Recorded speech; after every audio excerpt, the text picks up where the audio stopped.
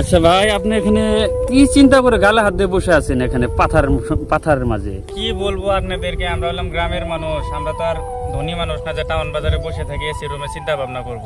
আমরা হলাম গ্রামের মানুষ। দেখেন এই ফসলটা 3টা যাবত মাস হইলো আমরা কষ্ট পরিশ্রমের করে যে দেখেন ফল এসেছে, দিনের অভাবে আমরা কাটতে পারতেছি না। এত সুন্দর ফল পেকে আছে, কিন্তু আমরা দিনের অভাবে কিছুই করতে পারতেছি না। মাঝে একটা দিন ভালো গেল, রোদ দিল, দেখেন এখনো রোদের প্রহর আছে কিন্তু বৃষ্টি পড়তেছে উপর থেকে। আমাদের যে কি হবে আমরা চিন্তা করে পাচ্ছি না। না আছে আমাদের অন্য ইনকাম, একমাত্র ইনকাম হলো আমাদের খেতিবাতি। এই খেতিবাতি যদিও আছে কিন্তু আমরা না পাচ্ছি সঠিক দাম ফসলের, না পাচ্ছি দিনের ভালো সুবিধা।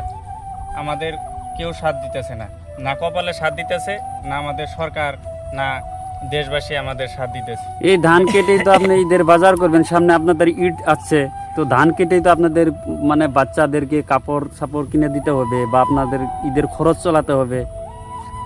ভাই ওটা আপনি বলেছেন ঈদের কথা, কিন্তু আমাদের সব উপার্জন এখান থেকেই। আমাদের অসুখ বিসুখ, আমাদের বাচ্চা পড়াশোনা, যত ধরনের বেমার আজার, ঈদ, যত ধরনের খরচ আছে আমাদের এখান থেকে, ক্ষেতের থেকে। আমাদের না আছে চাকরি, না আছে আমাদের অন্য ব্যবসায়। আমরা কৃষক মানুষ, একমাত্র ভরসা হলো আমাদের ফসল। যদি ফসল ভালো হয় তাহলে আমাদের 2-4 টাকা থাকে, আর যদি ফসল ভালো না হয় তাহলে আমাদের কিচ্ছু নেই। এই যে দেখেন এত সুন্দর ফসল হয়েছে, দিনের অভাবে কাটতে পারতেছি না। যদি কিবা কারণ আছে কেটে নেই, যদি বৃষ্টি আসে যায় 2 দিন, এই ধানটার আর আমরা ঘরে তুলতে পারবো না। এই ধানটা তখন আমরা আধা দামে বিক্রি করতে লাগবো, কিন্তু আমরা সারাটা মাস কি করে চলবো, আমাদের ফ্যামিলি কেমন করে চালাবো? চিন্তা করবেন না, গরিবের প্রতি আল্লাহর সহায় আছে ভাই।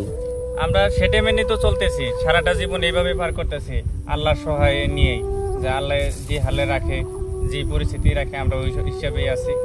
আর আমরা অতটুকু স্বপ্ন দেখতে পারি না, আমরা গরিব মানুষ, আমরা কৃষক মানুষ।